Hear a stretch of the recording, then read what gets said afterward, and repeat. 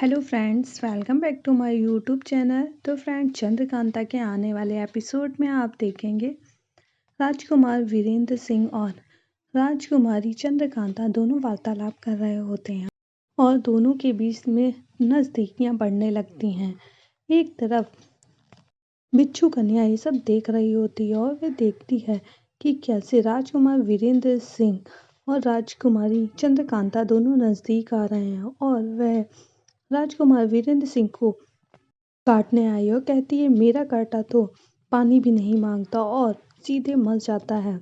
और वह काटने के लिए आती है। इधर वीरेंद्र सिंह राजकुमारी चंद्रकांता से प्यार भरी बातें कर रहे होते हैं। दोनों एक दूसरे से नजरें मिला रहे होते हैं। तभी राजकुमारी का हाथ वीरेंद्र सिंह के गले में अटक जाता है। राजकुमारी कहती हैं अभी यूं प्यार भरी बातें कर रहे हो, पहले क्यों नहीं की? या पहले खूंखार थे इसीलिए मन में बात आई होगी लेकिन जवाब पर नहीं आ पाई। अब ये बात मुझसे कह रहे हो या तुम खूंखारों के दिल ही नहीं होता? तभी राजकुमार वीरेंद्र सिंह कहते हैं दिल ही नहीं होता तो तुम पर हारता क्या? दिल था तभी तो तुम पर हारा मैं। राजकुमारी चंद्रकांता, तुम्हें तो मैं पहली नज़र में ही देखते ही तुमसे मैं प्यार कर बैठा, अपना दिल हार बैठा हूँ। और राजकुमारी का हार युवराज से झटके से गिर जाता है। तभी राजकुमारी चंद्रकांता कहती हैं लो, तुमने तो मेरा हार भी गिरा दिया। तभी वीरेंद्र सिंह हार को ढूंढने जाते हैं और इधर बिच्छू कन्या को बाज उठा ले जाता है और बाज उस पर पंजे मारने लगता है। बिच्छू कन्या कहती है ये बाज मेरे पीछे क्यों पड़ा हुआ है? इधर युवराज चंद्रकांता का हार ले आते हैं, कहते हैं मैं पहना दूं और वह चंद्रकांता को हार पहना रहे होते हैं। तभी चंद्रकांता की दोनों सखी वहां पर आ जाती हैं और कहती हैं माफ करिएगा राजकुमारी, बहुत अधिक रात्रि हो गई है इसीलिए आपके पिता को फिक्र हो रही थी, इसीलिए हमें यहाँ पर भेजा, हमें यहाँ पर आना पड़ा। अब कोई फिक्र की बात नहीं है, अब बस आप जल्दी से आ जाइएगा कक्ष में। आगे आप देखेंगे वीरेंद्र सिंह को कुछ आवाज़ें सुनाई देती हैं किसी औरत के कराने की। वो बाहर देखता है तो देखता है कि बाज एक बिच्छू को मार रहा होता है। तभी वीरेंद्र सिंह कहता है कि तुम इसके पीछे क्यों पड़े हो, इस बिच्छू को जाने दो। और तभी वहां पर तेज सिंह आ जाता है और कहता है क्या हुआ, सब तो ठीक है ना युवराज? आगे आप देखेंगे जूनागढ़ में शिवदत्त बैठा हुआ होता है। तभी वहां पर बिच्छू कन्या आ जाती है। बिच्छू कन्या को इस तरह से लहू लुहान देखकर शिवदत्त कहता है तुम्हें देख के ऐसा लगता है कि जैसे तुमने वीरेंद्र सिंह को मार दिया है, खुशखबरी लाई हो ना? तभी बिच्छू कन्या कहती है नहीं, मुझ पर तो ये बाज ने अटैक किया है, इसके कारण मेरी ये हालत है, मैं लहूलुहान हो गई, वहां पर से तो मैं बच के आई हूँ। तभी शिवदत्त कहता है तुम बच के आई हो यानी कि तुमने वीरेंद्र सिंह को नहीं मारा, और तुम यहाँ पर क्या करने आई हो और मुझसे ये सब बोल रही हो? तभी बिच्छू कन्या कहती है कि मैं आपकी पत्नी हूँ। तभी शिवदत्त कहता है काम दिया था वो तो तुमसे हुआ नहीं और एक पक्षी से डर के भाग आई। तभी बिच्छू कन्या कहती है कि ये मत भूलो बाज मेरा दुश्मन है। और तभी शिवदत्त कहता है दुश्मनों से घबरा गई, दुश्मनों का सामना करना नहीं आता है तुम्हें? तभी वहां पर मारीच आ जाता है और कहता है कि मैं ये क्या देख रहा हूँ शिवदत्त, तुम्हें पता है ना कि जूनागढ़ में कन्या का आना वर्जित है, तो ये यहाँ पर क्या कर रही है? तभी शिवदत्त कहता है ये मेरी पत्नी है श्यामला और इसीलिए ये एक बिच्छू कन्या है और मेरा एक काम मैंने दिया था वो भी ये नहीं कर पाई। तभी मारीच कहता है नहीं, ये उसे नहीं मारेगी। शिवदत्त कहता है क्यों?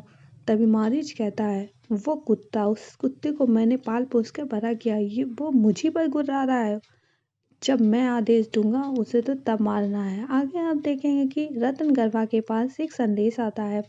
रतन गरबा के पास संदेश आता है कि नौकर बुलाया है, कोई जरूरी बात करनी है। रत्न गरबा नौगढ़ में प्रवेश करती हैं तो उन्हें अजीब अजीब सा दिखाई देता है। वे देखती हैं कि महाराज हर्षवर्धन और महारानी चंद्रिका को देखती हैं और वह उन्हें सब नजर आता है और देखती हैं महाराज हर्षवर्धन और महारानी चंद्रिका को। कहती हैं मेरी पुत्री चंद्रकांता बिल्कुल महारानी चंद्रिका की छवि है और वह अंदर जाने लगती हैं। तभी चंद्रकांता कहती है क्या हुआ माँ, महारानी रतन गर्वा कहती हैं, कुछ नहीं पुत्री, मैं ठीक हूँ, तुम बिल्कुल चिंता मत करो। और वह अंदर प्रवेश करती हैं महल के। महल में जाने के बाद रत्न गर्वा को अजीब अजीब सा नजर आता है। आगे आप देखेंगे कि नौगढ़ में सभी लोग उपस्थित हैं। युवराज वीरेंद्र सिंह का तिलक अभिषेक हो रहा है, उसी के लिए सबको बुलाया गया है और नगर में ढिंढोरा पीट दिया जाता है कि यहाँ के युवराज वीरेंद्र सिंह का राज अभिषेक है। यहाँ पर उत्सव मनाया जाएगा। नौगढ़ में सभी नगरवासी उत्सव मनाने लगते हैं। आगे आप देखेंगे कि वीरेंद्र सिंह का राज्याभिषेक किया जाता है। उनके पिता महाराज सुरेंद्र सिंह वीरेंद्र सिंह का तिलक करते हैं और उनका अभिषेक करते हैं। सभी जगह पर उत्सव मनाया जा रहा है। क्रूर सिंह को भी जबरदस्ती ये उत्सव में भाग लेना पड़ता है। आगे आप देखेंगे कि सभी लोग उन पर फूलों की बौछार करते हैं और सभी लोग बहुत ही प्रसन्न हैं। इधर रत्न गर्भा को नजर आता है, वीरेंद्र सिंह को देखती हैं तो उनको महाराज हर्षवर्धन नजर आते हैं। रत्न गर्भा कहती हैं, ये सब मेरे साथ क्या हो रहा है, मुझे जानना होगा। इधर राजकुमारी चंद्रकांता देखती है कि माँ इतनी बेचैन क्यों। चंद्रकांता कहती है, क्या हुआ माँ, आप इतनी बेचैन क्यों हैं। तभी रत्न गर्भा कहती है, कुछ नहीं पुत्री, हो सकता है अभी अभी मैं ठीक हुई हूँ, इसीलिए हर चेहरा मुझे पहचाना सा लगता है। हर चेहरे में जैसे ऐसा लगता है जैसे मैं इसे पहले से जानती हूँ, मेरा देखा हुआ है।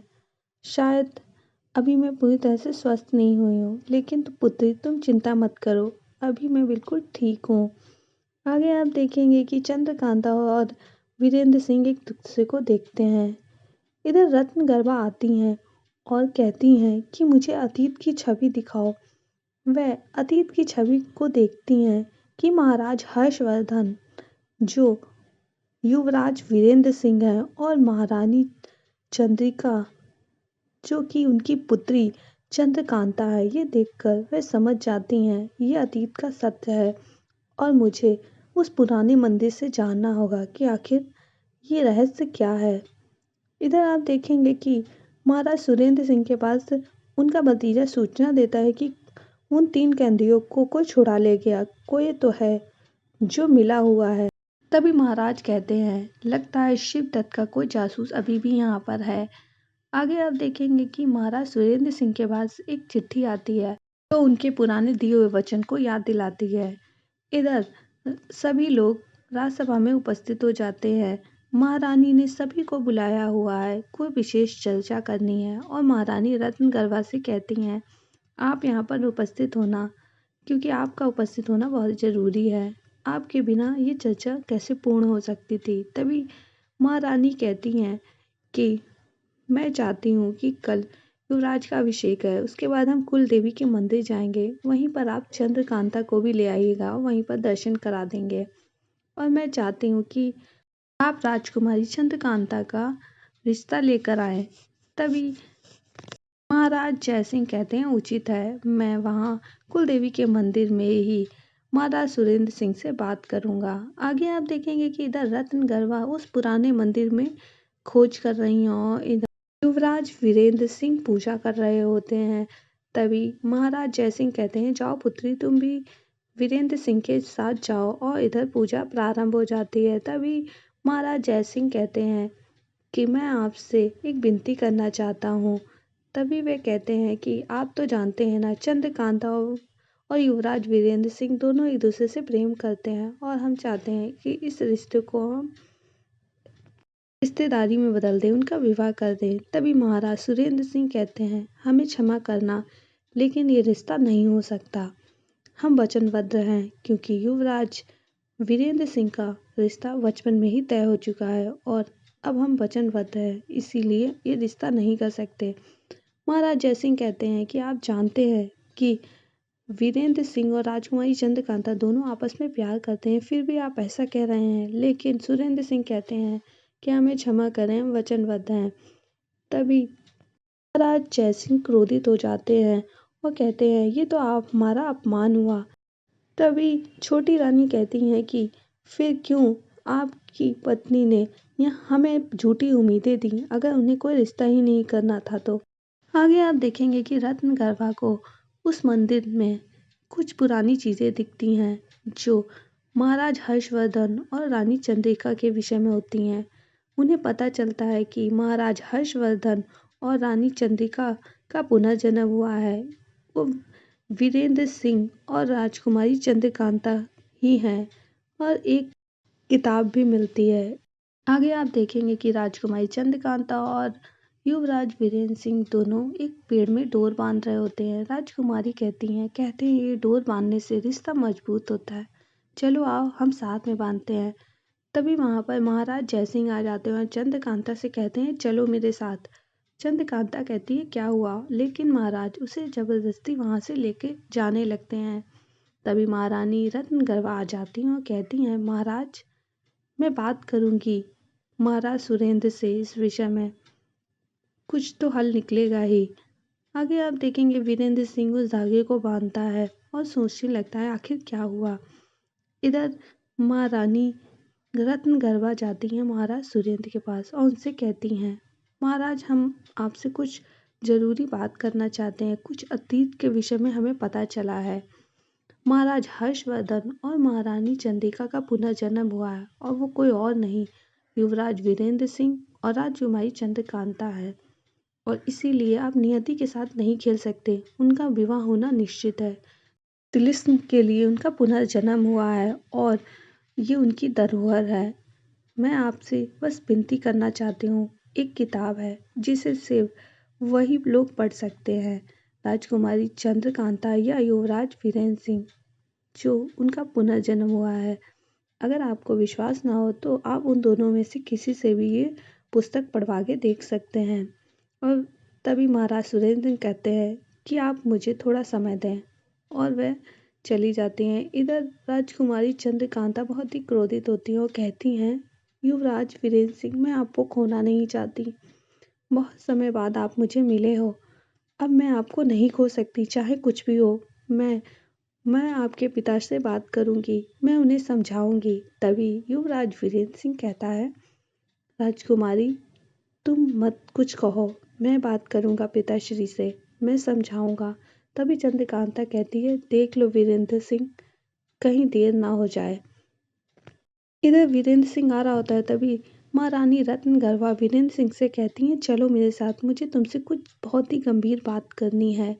इधर राजकुमारी चंद्रकांता जा रही होती हैं, तभी महाराज सुरेंद्र सिंह राजकुमारी चंद्रकांता को बुलाते हैं। राजकुमारी चंद्रकांता महाराज सुरेंद्र सिंह के पास जाती हैं और उनसे कहती हैं कि आपने मुझे यहाँ पर क्यों बुलाया है। तभी महाराज सुरेंद्र सिंह कहते हैं तुमसे बहुत ही गंभीर बात करना चाहता हूँ। तभी राजकुमारी चंद्रकांता कहती है कि अगर आपने मुझसे ये कहने के लिए बुलाया है कि तुम्हारा विवाह वीरेंद्र सिंह से नहीं हो सकता, तुम भूल जाओ, तो ये कदापि नहीं हो सकता। मैं युवराज वीरेंद्र सिंह को नहीं भूल सकती। इधर आप देखेंगे कि युवराज वीरेंद्र सिंह को रत्नगर्भा एक मंदिर में ले जाती हैं और कहती हैं कि मुझे कुछ दिखाना है तुम्हें, लेकिन वहाँ पर कोई सबूत नहीं मिलता। वहाँ पर ना ही पुस्तक है ना ही वो फोटो है उन दोनों के पुनर्जन्म की। इधर महाराज सुरेंद्र सिंह राजकुमारी चंद्रकांता से कहते हैं सब कुछ खत्म भी हो सकता है, मैं तुम्हें बताना चाहता हूँ तुम दोनों का पुनर्जन्म हुआ है। तुम और वीरेंद्र सिंह महाराज हर्षवर्धन और रानी चंद्रिका हो, और तुम लोग ने पुनर्जन्म लिया है। उस तिलिस्म की रक्षा के लिए तुम लोग ने अपनी जान गंवा दी और नौगढ़ में बहुत ही तबाही मची है, और मैं नहीं चाहता ये तबाही दोबारा से हो। ये पुस्तक है जिसे तुम पढ़ सकती हो या फिर वीरेंद्र सिंह, इसीलिए मैं चाहता हूँ इस तिलिस्म की पुस्तक को तुम पढ़ो, इसमें जो रहस्य है उसे तुम जानो और इसमें देखकर बताओ कि वीरेंद्र सिंह को कोई नुकसान तो नहीं होगा। अगर होगा तो मुझे वचन दो कि तुम ये बात वीरेंद्र सिंह को नहीं बताओगी। तभी चंद्रकांता कहती है कि मैं आपकी भावनाओं की कदर करती हूँ और आपकी भावनाओं को समझती हूँ। इधर युवराज वीरेंद्र सिंह को सब सच पता चल जाता है। महारानी रत्नगर्भा बता देती है कि उनका पुनर्जन्म हुआ है। तुम महाराज हर्षवर्धन और चंद्रकांता महारानी चंद्रिका हैं। इधर देखेंगे कि चंद्रकांता सुरेंद्र सिंह से कहती हैं ये कदा भी नहीं होगा और वे एक खंजर निकालती हैं और महाराज सुरेंद्र सिंह से बहस होने लगती है। इधर महाराज सुरेंद्र सिंह की पत्नी ये सब देख रही होती हैं। तभी दोनों के बीच बहस होती है। चंद्रकांता उस खंजर को निकालकर महाराज सुरेंद्र सिंह के पेट में भोंक देती हैं। ये सब देखकर महारानी आ जाती हैं और कहती हैं महाराज क्या हुआ? चंद्रकांता तुमने ये क्या कर दिया? और तभी वहां पर वीरेंद्र सिंह आ जाता है और कहता है चंद्रकांता तुमने ये क्या कर दिया? तो फ्रेंड्स वीडियो पसंद आई हो तो लाइक करें। अगर आप हमारे चैनल पे नए आए हो तो हमारे चैनल को सब्सक्राइब कर लें। ओके फ्रेंड्स, बाय बाय, फिर मिलते हैं नेक्स्ट वीडियो में।